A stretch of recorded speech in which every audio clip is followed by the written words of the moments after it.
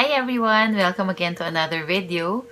Some of you have been asking how I started my YouTube channel, and so today we'll be talking about, or I'll be sharing some of my experiences and tips, and of course we'll be talking about how you can start your own YouTube channel. I actually just started my YouTube channel March of this year, and actually the quarantine triggered me and made me start it. So it's so funny kasi I'm sure it's not just me because I know that there's a lot of people who started their YouTube channel during quarantine. So for some of you who really want to start their own YouTube channel but thinking that they don't have the time to do it, well, now that we're doing things at home, I mean, we're working from home, and or maybe you're studying or doing your school from home. So now is really the best time to do it. So, I'm not saying that it's an easy task and that you will surely make it to the top, because no, it's not. It really takes a lot of time and effort to do it. And normally your first few videos will not really give you the results that you really like. But it's okay. It's really how it is. Because if you're really determined and you really want to do it and you really enjoy making videos and vlogging, so if you really have those things, then you should go for it. Before we continue, please don't forget to subscribe if you haven't subscribed yet. And please click the notification bell below so you'll be notified whenever I release new videos. First is you have to find your niche. Niche is, it's like your target market or your target viewers. So you have to know who they will be before you start your YouTube channel so that you have a direction kung saan talaga kung ano talaga yung focus ng magiging YouTube channel mo. At first, it's actually okay to do trial and error. Of course, you don't know yet, especially since you're just new. So don't be afraid to try out different videos, different topics. Because if you really can't decide yet or can't find your niche yet, you can do trial and error para you'll know kung saan yung forte mo and also kung ano talaga yung gusto ng viewers mo. One tip about this is you think of something that you already have and use that to your advantage. Example, you have good voice, mahilig ka kumanta, so you can do singing. Or example, you can do painting. Sometimes I do painting. If you already watch some of my videos, I sometimes do painting because I love painting when I have the time. So that's one. Or if you love cars, you can talk about cars. So it depends really on what you already have. Again, don't be afraid to explore and try different contents or different videos so that you will know what your viewers like as well as what you really enjoy doing. Because it's important that you enjoy what you're doing. Kasi if you're not enjoying, parang nonsense. It's no sense in continuing doing YouTube. Kasi as for any other work, it's the same. You have to really enjoy what you do and what. Next is gadgets. Just make use of what you have currently. So, you don't need to buy like expensive or new cameras. Actually, I'm only using my phone most of the time in making my videos, and it's fine. I'm okay with it. Sometimes some people are hesitant in starting their YouTube channel because they don't have the nice gadgets, they don't have the updated or the newest camera. So, no, don't think about that. As long as you have your phone, pwede na yon. Or if you have an existing camera that you can use, so pwede na rin yon. So, whatever you have at home or whatever you currently have, you just use what you have.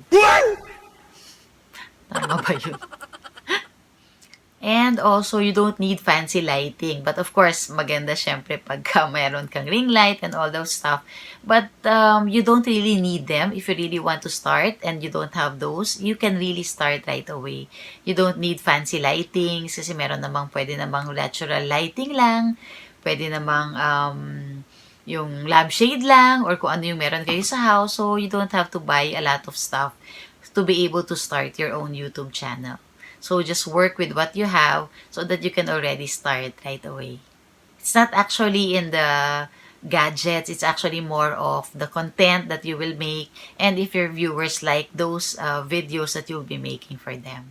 And next is you have to set your schedule because in YouTube, consistency is the key. So it's really very important because when you're consistent in uploading your videos, the YouTube algorithm will notice that and it will be to your advantage. So it's really important that you set your schedule very well. You plan ahead. Example, you have to think if you'll be uploading videos once a week ba? Is it 2 times a week? So it depends on your schedule, kung ano yung kaya mo.